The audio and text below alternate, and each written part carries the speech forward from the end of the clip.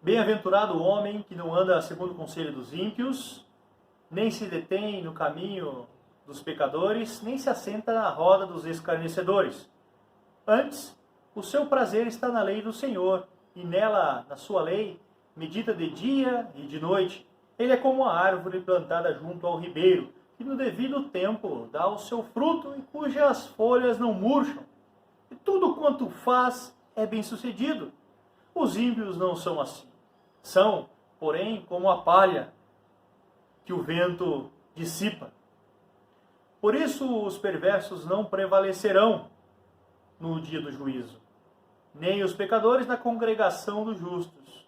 O Senhor conhece o caminho do justo, mas o caminho dos ímpios, perecerá. Que a graça e a paz do nosso Senhor e Salvador, Jesus Cristo, seja com todos os irmãos e irmãs. Meu nome é João Botelho, sou um dos pastores da Igreja Presbiteriana Independente, em Santa Cruz do Rio Pardo, e quero trazer uma mensagem de amor e de instrução para as nossas vidas. E para isso eu quero fazer uma breve meditação no texto que nós acabamos de declamar, um texto que se encontra no capítulo 1 do livro de Salmos. O livro de Salmos é permeado por vários ensinamentos que preparam o povo, preparam a igreja para a vida no cotidiano. Há inúmeros teólogos que dizem que o capítulo 1 e o capítulo 2 é uma espécie de prefácio que prepara o povo, prepara a igreja para a compreensão de todo o livro de Salmos, que começa com o capítulo 1, obviamente, e vai terminar com o capítulo 150, com um hino de louvor.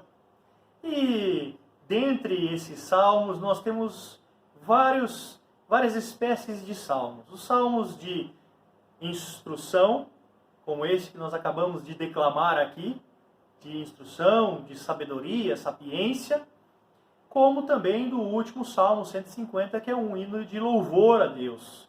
Também temos hinos de lamento, poesias de lamento, poesias de confissão e contrição de pecados, também outros conhecidos como Régios, né, que fala sobre o reinado, sobre reis, mas que, contudo, tem uma função pedagógica, uma função de preparar o povo, preparar a igreja para o culto, para o encontro, para viver a vida de maneira ao qual Deus nos criou e nos orienta para termos uma vida boa.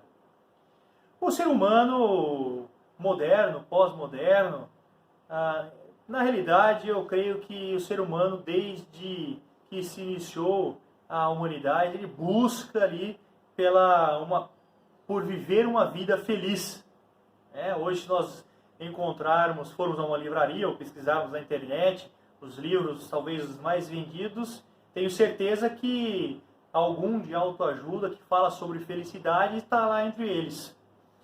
Mas o livro de Salmos nos orienta a respeito de como sermos homens e mulheres felizes, bem-aventurados. Bem-aventurados aqueles ou aquelas que não andam segundo o conselho dos ímpios, que não se detêm no caminho dos pecadores e nem se assentam à roda dos escarnecedores. São essas três atitudes negativas que o salmista exorta a todos aqueles que querem e que almejam ser pessoas felizes a não praticar, não realizar.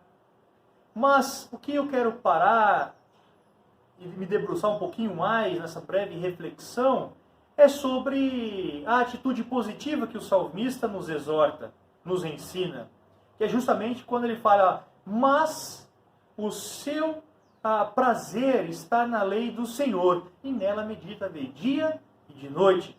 Meus amados irmãos e irmãs, nós somos o povo da Bíblia. Temos a Bíblia como nossa única e suficiência regra de fé e prática. E o salmista aqui nos indica que, olha, se vocês querem, e aqui eu pergunto, você quer? Creio que sim.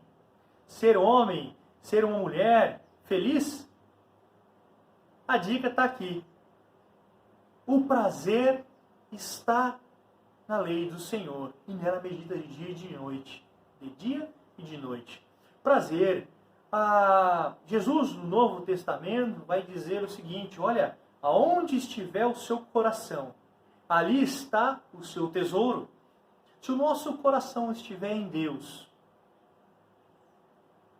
o nosso tesouro será Deus. E se o nosso tesouro é Deus, nós certamente queremos conhecer o que Ele, ou a maneira ao qual Ele se revela para a humanidade. E um dos maiores, para mim, um dos maiores presentes da humanidade, que a humanidade recebeu de Deus, foi justamente a revelação especial, as Sagradas Escrituras.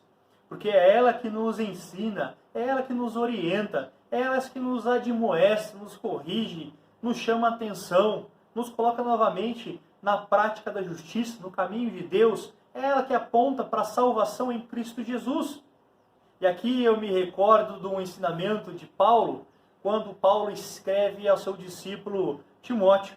Quando ele escreve a sua segunda carta a Timóteo, no capítulo 3, versículo 14, 15, 16 e 17, quando ele fala justamente a respeito da importância da palavra de Deus, quando ele exorta Timóteo, seu discípulo, a se recordar de tudo o que ele aprendeu desde a infância sobre as Sagradas Escrituras, aonde ele aprendeu as Sagradas Letras na sua infância e com quem ele aprendeu, né? E Paulo continua dizendo, olha, as Sagradas Escrituras, ela é inspirada por Deus. Nós sabemos que foi escrita por homens. Sabemos. Mas sabemos também que são homens capacitados por Deus pelo Espírito e inspirados pelo Espírito para escrever ela para a gente. Então as Sagradas Escrituras, elas são o quê? Inspiradas por Deus. Útil para o ensino. Útil para o ensino. Para a correção, para a repreensão, para a educação na justiça. Olha só, tudo isso nós encontramos nas Sagradas Escrituras. É um presente que Deus nos deu. Nós devemos ter o nosso coração entregues a Deus. E ali nós iremos nos debruçarmos, meditarmos na palavra de Deus. Eu exorto a você, cristão, cristã, a ler, a ter o hábito de ler a palavra de Deus. Existe cristão que se fala, olha, sou cristão, mas não conhece, nunca leu a Bíblia.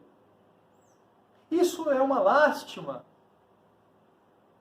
Porque nós temos diante de nós, talvez uma das maiores preciosidades da humanidade. Está aqui.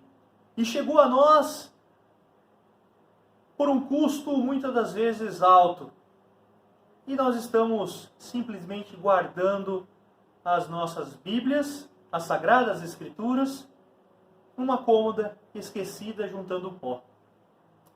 Meus amados irmãos, o salmista nos exorta a ter o nosso prazer, a ser movido pela nossa vontade, a nos debruçarmos, a meditarmos, a refletirmos sobre a lei do Senhor. O refletir aqui, o meditar aqui, no Antigo Testamento, também nos dá a ideia de falar a meia voz, tal qual eu falei agora no início, quando declamei o Salmo 1. Nós devemos ter esse hábito de declamar, falar com nossos irmãos, meditar, ler, porque aí sim nós encontramos a verdadeira sabedoria. E Paulo também neste momento fala para Timóteo da sabedoria que há na salvação em Cristo Jesus pela fé. E olha só, quando Paulo continua a exortar o seu discípulo, ele lhe diz que através das Sagradas Escrituras nós nos tornamos o quê? Perfeitos homens, ou homens perfeitos, perfeitamente habilitados para a boa obra. É aqui que Deus nos chama para a missão dele, para vivermos, para termos uma vida feliz aqui na terra também.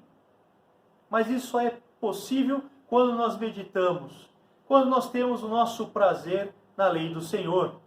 E eu espero que você, meu amado irmão, minha amada irmã, seja como essa árvore frondosa, plantada junto ao ribeiro, à beira do rio, que no devido tempo dá o seu fruto. No devido tempo dá o seu fruto e cujas folhas não murchem. Essa é a característica de quem tem o seu coração em Deus. Ela nos ensina, ela nos exorta, ela nos repreende, nos corrige, nos ensina na prática da justiça e nos torna homens e mulheres perfeitos, perfeitamente habilitados para toda a prática das boas obras. Meus amados irmãos, que Deus te abençoe. Eu faço esse desafio. Leiam, decorem capítulos de Salmos, decorem ao ponto de falar sem ver, conversar com alguém, declamando Salmos. É maravilhoso. Eu lanço esse desafio para você hoje. Declamar um salmo, um trecho da Bíblia, que seja para o nosso ensinamento. Que Deus te abençoe, que Deus faça de você homens e mulheres felizes, cuja felicidade seja comparada a esta árvore frondosa plantada junto ao ribeiro. Que Deus te abençoe, que Deus te guarde, que Deus levante o seu rosto sobre ti e te dê a paz. Não a paz que o mundo dá, mas a paz que excede todo o entendimento, a paz que vem de Jesus Cristo. E que a consolação e a comunhão e as consolações do Espírito Santo seja com todos os irmãos e irmãs, não somente hoje, mas pelos séculos dos séculos. Amém. Que Deus te abençoe.